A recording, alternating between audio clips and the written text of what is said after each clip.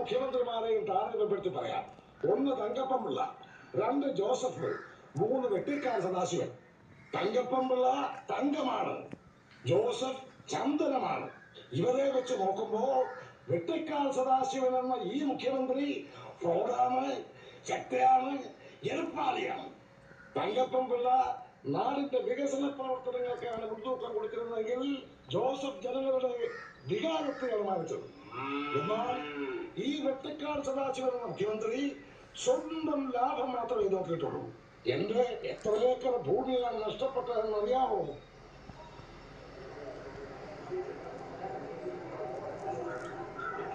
ഈ വെട്ടിക്കാട് സദാശിവൻ ഫ്രോഡാണ്, ചെറ്റയാണ്, എരപ്പാളിയാണ്.